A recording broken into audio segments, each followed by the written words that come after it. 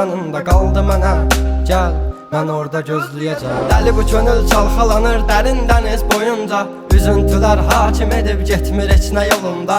Sən mənim təsəvvürüm, təxəyyülüm, yarım idin. Deyindi kim günahkar səbəbkardı boyuna. Tapmadı gözlər birisini, dözmədi həsrət buna. Elə bir dərdin ahındayam, imdad edib çağırmam. Ölüm vardı mən bilirdim hər həyatın sonunda.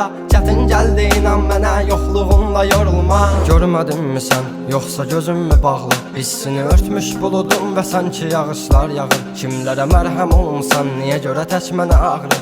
O vaxt əvabinlə indi özgə yarasını sarmı? Danışma sus buna qəlbim, soruşma yarın alını. Çəkəcəm beynimə bir mərmini, qoy təkrarlamasın. O səsin qulaqlarından silinmir illərdir inan. Bu da bir susqunluqdan ibarət, qoy darıxmasın.